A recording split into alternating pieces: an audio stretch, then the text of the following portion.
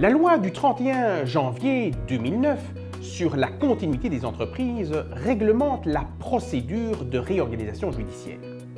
La procédure de réorganisation judiciaire est instaurée afin de remplacer l'institution du concordat judiciaire qui s'est révélée inefficace à plusieurs égards.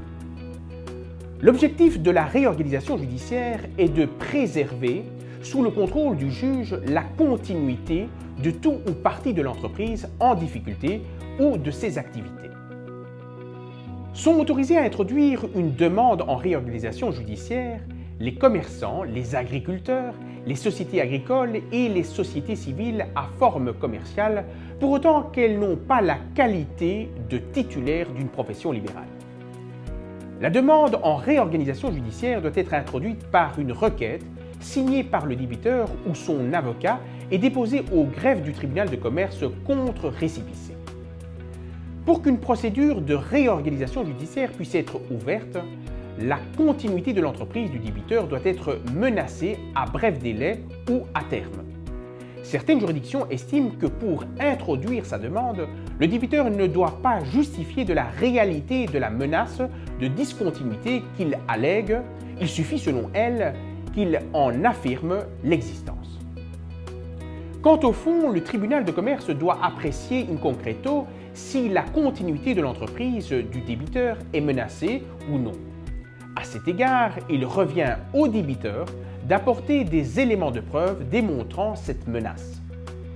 En outre, l'état de faillite d'un commerçant ne l'empêche pas de procéder à une demande de réorganisation. Il est intéressant de préciser que dès le dépôt de la requête, le débiteur ne peut plus être déclaré en faillite et dans le cas d'une société, celle-ci ne peut plus être dissoute judiciairement. Lorsqu'une procédure en réorganisation judiciaire est ouverte, le tribunal fixe le délai du sursis accordé au débiteur. Ce sursis va produire une série d'effets sur les créances. Effectivement, le sursis empêche la pratique des saisies ainsi que la transformation des saisies conservatoires déjà effectuées en saisie-exécution.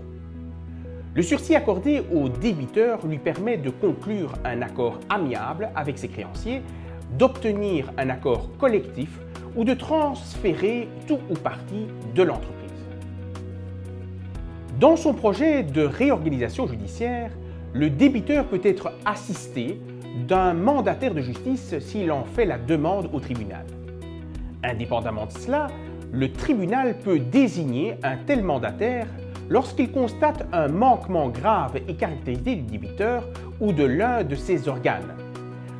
A fortiori, la juridiction a la possibilité de substituer un administrateur provisoire au débiteur si ce dernier fait preuve de mauvaise foi ou commet une faute grave et caractérisée.